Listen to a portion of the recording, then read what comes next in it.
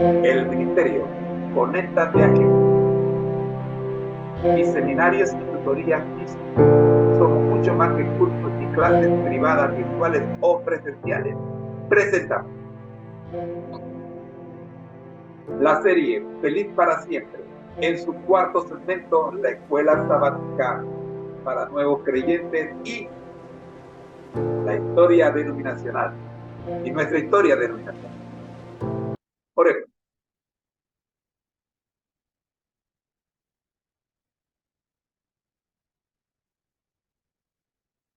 Padre nuestro que estás en los cielos, santificado sea tu nombre. Amado Dios, un gran número de personas, gloria a Dios, han aceptado el mensaje adventista del séptimo día. Y este estilo de vida requiere, oh Padre Santo, una preparación adecuada para no caerse en el camino. Y si llegaran a caerse, poder levantarse en tu nombre. Por ello, Señor, se ha preparado una serie de lecciones que hemos llamado Guía de Escuela Sabática para Nuevos Creyentes. Y rogamos, oh Padre Santo, que en esta hora las personas puedan ser beneficiadas con esta que personalmente le llamo la leche materna.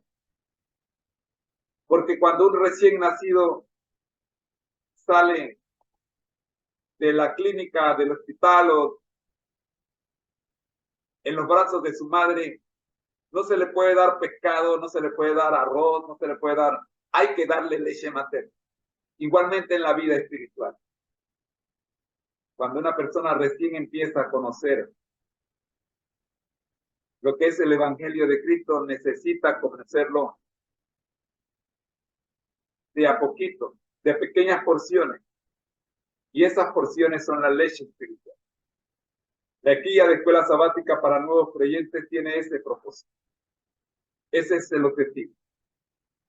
Oramos, buen Dios, para que podamos cumplirlo. Porque sí. Amén. Estamos en el cuarto trimestre, ya el último, como decimos, estamos a punto de destetar a este bebé espiritual. Hemos estudiado 3 trimestres y ahora nos encontramos en el cuarto y último trimestre del año, del primer año de ese bebé espiritual, lección número 5. Este trimestre lo hemos titulado En marcha con Jesús, el poder de la misión, y la lección número 5 que estamos viendo es el ministerio profético. Acá estamos estudiando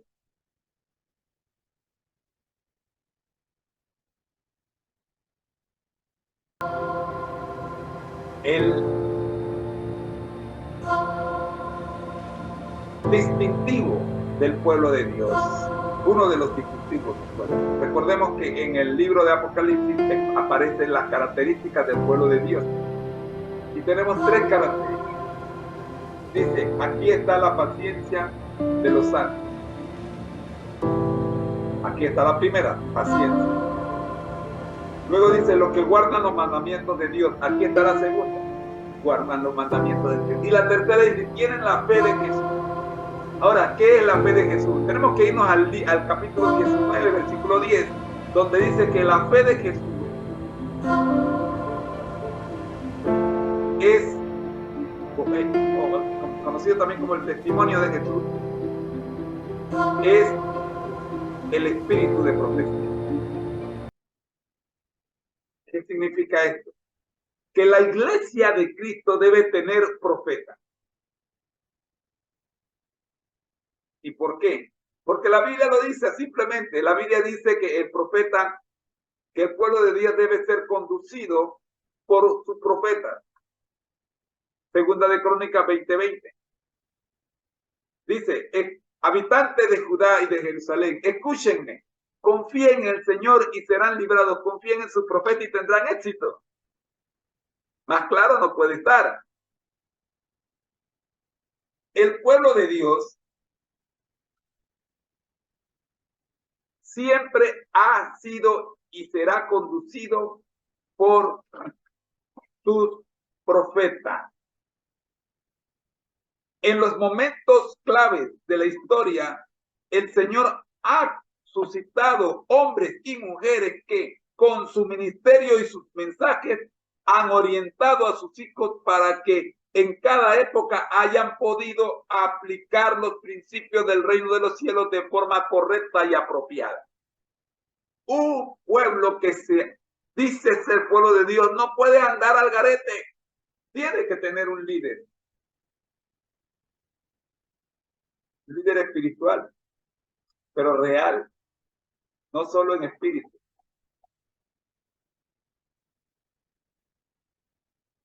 Así está registrado. Confíen en sus profetas y tendrán éxito.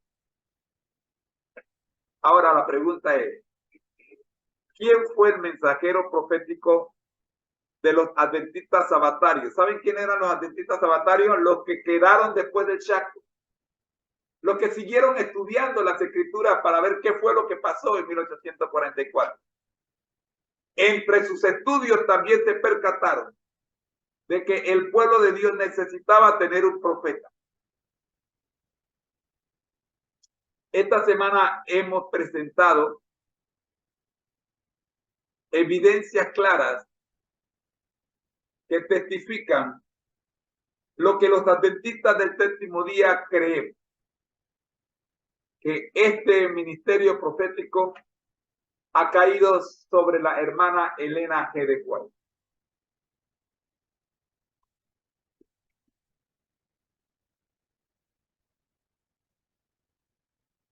En los momentos claves de la historia de su pueblo, el Señor ha enviado profetas para revelar su voluntad,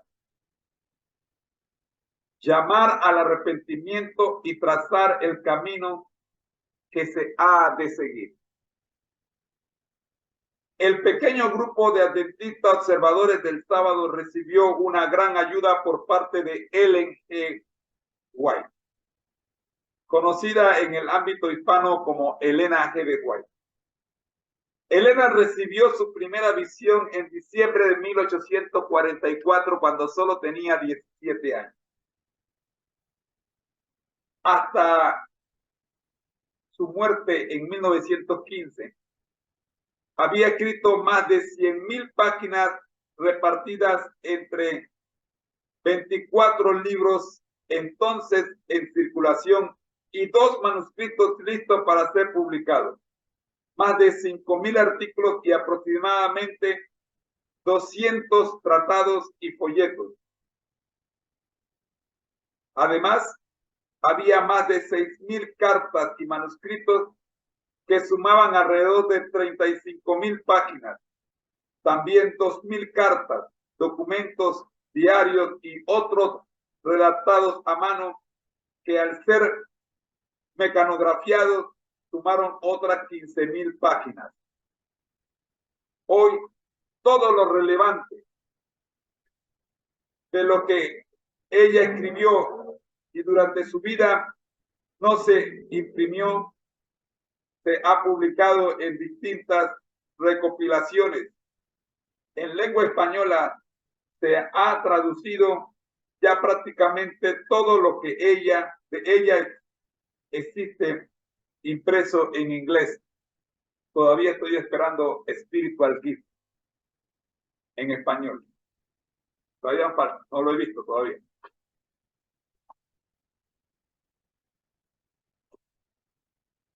El ministerio profético. Hemos estudiado el ministerio profético. Hemos visto cómo Amós 3:7 nos da respuesta a la pregunta: ¿qué seguridad se nos ha dado de que Dios utiliza profetas para comunicarse con nosotros? Hemos visto en número 12, versículo 6 y el 24, versículos 3 y 4, respuesta a la pregunta: ¿cómo comunica Dios sus mensajes a los profetas y qué 2 métodos se mencionan en la Biblia en estos versículos que hemos mencionado? Comentando este pasaje, el comentario bíblico adventista nos ofrece una valiosa información. Dice, tomando como base Joel 2:28, se ha sugerido que las visiones generalmente son concedidas a hombres y mujeres más jóvenes y sueños a los que son mayores. Una visión manifiesta es una experiencia extenuante que agota físicamente. Tomo 1, página 877. De allí que Joel nos dice que el Señor a los jóvenes se manifiesta por visiones, mientras que a los adultos mayores, lo hace por medio de sueños, ya que las visiones son extremadamente extenuantes, o sea, producen manifestaciones físicas muy terribles para una persona de mayor edad. Daniel 2, 8 al 11 y 17 y Hechos 9, 3 al 8, combinados con Apocalipsis 1, 7, nos ayudan a responder la pregunta de qué manera las visiones pueden afectar a los profetas. Ya hemos dicho que la mayoría de estos profetas, cuando recibían una visión, caían al suelo. Un profeta para el tiempo del fin. ¿Podría estar la iglesia de Dios en el tiempo del fin sin profeta? No, de ninguna manera. Hemos dicho que Dios ha otorgado el don de profecía a su iglesia. ¿Y qué es el don de profecía? Uno de los dones del Espíritu Santo es la profecía. Este don es una característica de la iglesia remanente y fue manifestado en el ministerio de Elena G. de White como la mensajera del Señor. Sus escritos son una continua y autorizada fuente de verdad y proporcionan consuelo, orientación, instrucción y corrección a la iglesia. Joel 2:28 y 29, Hechos 2, 14 al 21, Hebreos 1, 1 al 3 y Apocalipsis 19, 12, 17 y 19, 10.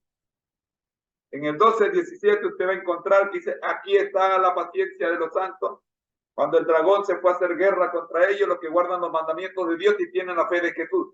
Y en el 19, 10 nos dice que esa fe de Jesús o ese testimonio de Jesús es el espíritu de profecía. Llegamos entonces a quién es Elena G. de White y qué dice Elena G. de White respecto a la Biblia. En el altamente recomendable libro, En esto creemos,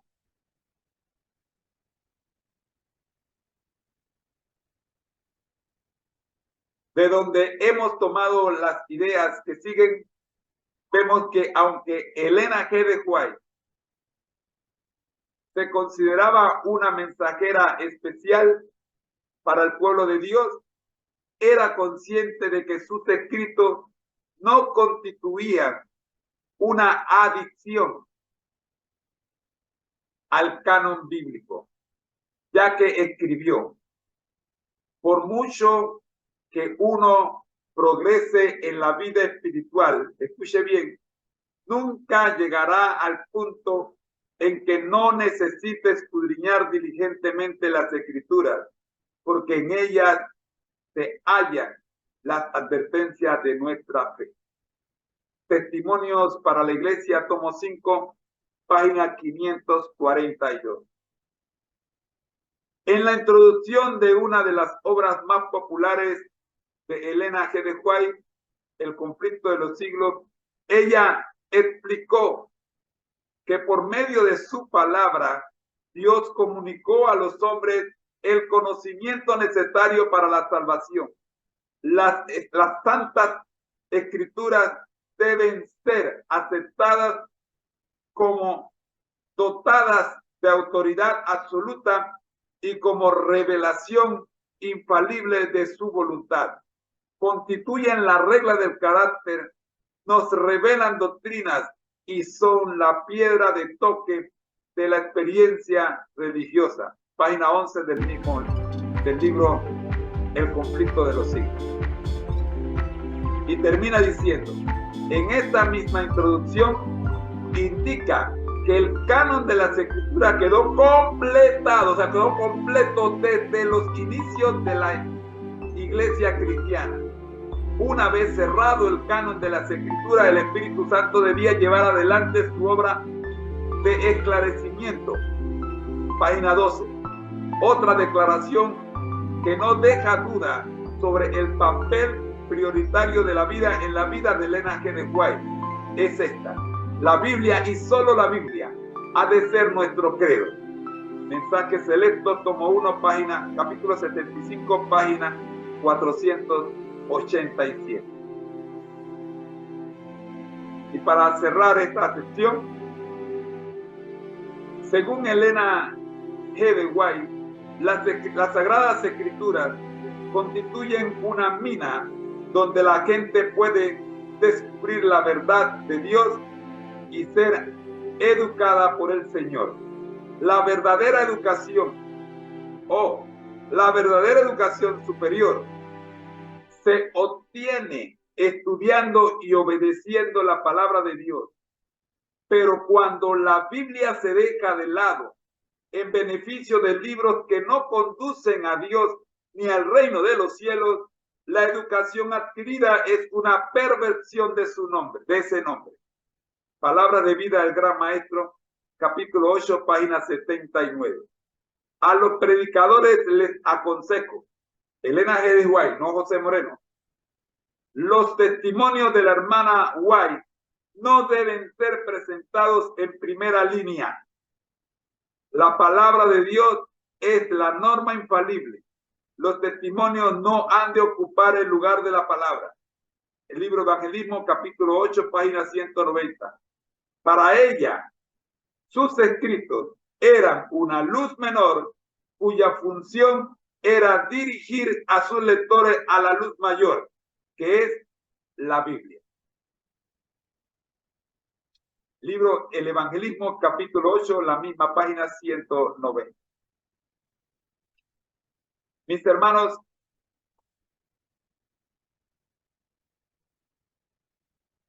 voy a dejar para mañana el papel de Elena G. de White. Y vamos a pasar a nuestro análisis de historia denominacional. Hablando de un candidato poco probable que ayer recién comenzamos a hablar de él. Me refiero a Guillermo Miller. Juan 3:3 nos dice, de cierto te digo que el que no naciere de nuevo no puede ver el reino de Dios. Ayer vimos el relato de cómo este jovencito en su temprana edad, nacido allá en 1792, tenía por costumbre burlarse de los predicadores, sobre todo de su tío y de su abuelo. Phelps, el abuelo, y el tío Eliú. Ambos pastores de la iglesia bautista. Dice que la imitación que el jovencito Miller hacía de las peculiaridades de cómo estos señores presentaban la palabra de Dios servía de espectáculo para sus amigos. Pero Miller no siempre había sido así. En su temprana edad, en su manual, en su diario registra que él había aprendido a orarle a Dios. Por lo tanto, Proverbios 22:6 se cumple. Educa al niño en su camino y cuando fuere viejo no se apartará de él. Así ocurrió con Guillermo Miller. En su declaración él dice, de chico me enseñaron a orar al Señor. Esto es interesante porque esta fue la semilla que sí tardó algo en germinar, pero germinó y produjo excelente fruto. El abuelo Fel tenía confianza en Dios de que todavía se podía hacer algo más por ese muchacho.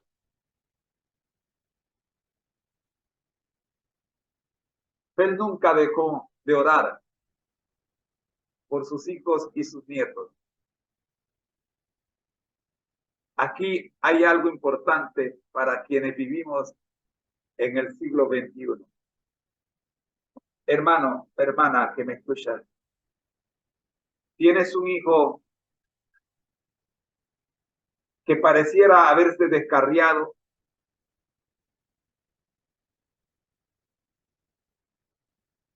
Es tiempo de orar por él.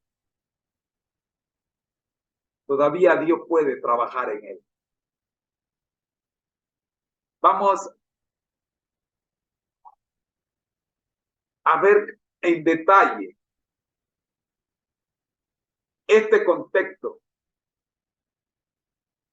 del segundo gran despertar religioso,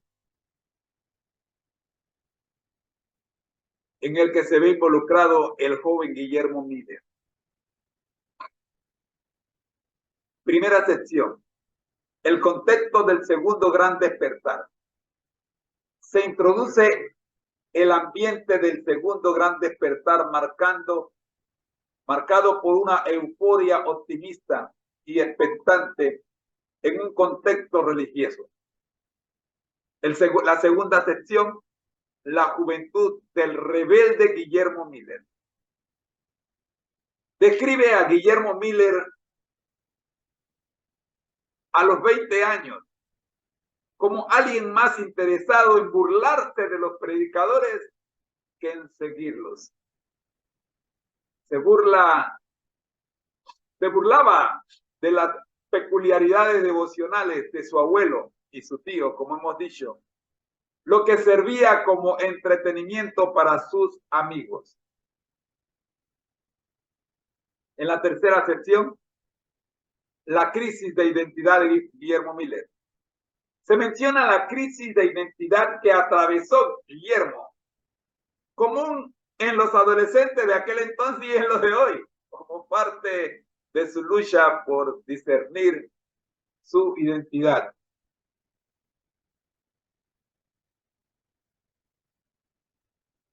En contraposición a la de sus padres. ¿Cuándo será el día que los hijos estén de acuerdo con sus padres? Cuarta sección, cambios en la vida de Miller, de Guillermo Miller.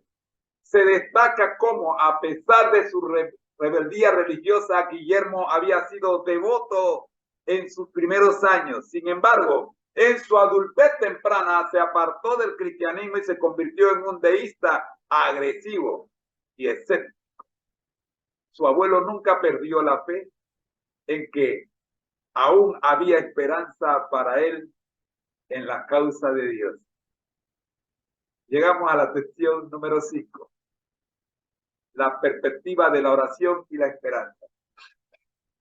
Describe la perspectiva del abuelo Félix en orar por Guillermo y su fe en que aún había posibilidades de cambio a pesar de la rebelión y el escepticismo de Guillermo. Cada sección de nuestro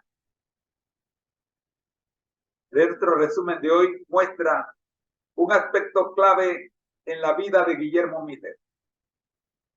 Desde su juventud rebelde hasta los cambios en sus creencias religiosas, mostrando la persistencia y la esperanza de su abuelo a pesar de las circunstancias. Amigo que me escuchas, si tienes alguna pregunta o quieres que aclaremos algún punto quizás no te haya quedado claro, te invito a escribirnos a conéctatejm@gmail.com conéctatejm@gmail.com o déjame tu pregunta en los comentarios. Mañana continuaremos con Elena G. de White y la Biblia y seguiremos con el relato de qué pasó con este muchacho que se volvió escéptico, pero que tenía la semilla del evangelio bien sembrada en el fondo de su corazón, solo que todavía no había germinado. Oremos. Dios nuestro y Señor Jesucristo, gracias, Señor, por permitirnos el estudio de la guía de escuela sabática para nuevos creyentes. Que podamos, oh Padre Santo, reforzar nuestras bases para que no haya tormenta que pueda tumbar nuestro edificio espiritual. Oramos, buen Dios, por los que están conectados y por los que han de ver este video en algún momento. Gracias por nuestra hija Arisleida, por nuestros hijos César Reyes y los muchos más que tenemos. Buenos días, bendiciones. Qué placer saber de ustedes. ¿Cómo están? Aló. Buenos días. Hola, papi. Buen día, bendiciones para cada uno de mis hermanos. Dios me los bendiga. Amén, amén, amén, amén. Qué gusto tenerte. Igualmente. ¿Cómo va todo? ¿Cómo anda la situación? Dale un saludo a los muchachos que están conectados. Volvimos como cuando estábamos en el COVID, encerrado. Pero bueno, Dios proveerá, Dios lo sustentará. Pero bien, papi. Amén. Hija, dale un saludo a los que están conectados en las distintas plataformas y a que te están escuchando. Hermanos, buenos días, bendiciones, Dios me los bendiga y me los guarde a cada uno de ustedes, que el Señor esté con ustedes. Es un placer después de mucho tiempo estar por fuera de esta red, así que Dios me los bendiga, es un placer estar con cada uno de ustedes. Amén. Amén, amén, amén, amén. Hemos escuchado a nuestra hija Arisleida. Ella es Arisleida Machado de Colombia, pero está en Panamá. Ya es más panameña que colombiana. Un saludo para toda nuestra familia colombiana que nos están escuchando gracias a las redes sociales. Amigos, así llegamos al final de este segmento de la escuela sabática para nuevos creyentes. Vamos a orar. Dios nuestro y Señor Jesucristo, gracias le damos, Señor, por permitirnos el estudio de su palabra para los nuevos creyentes. Oramos, Señor, conscientes de la urgente necesidad que tenemos de seguir trabajando en el reforzamiento de nuestra paz. Oramos en el nombre de Jesús para que todos los que hayan sacado tiempo y saquen tiempo para estudiar esta guía de estudio puedan, Señor, ser fortalecidos por Jesús. Amén. Vamos ahora, mi querido hermano, a nuestro segmento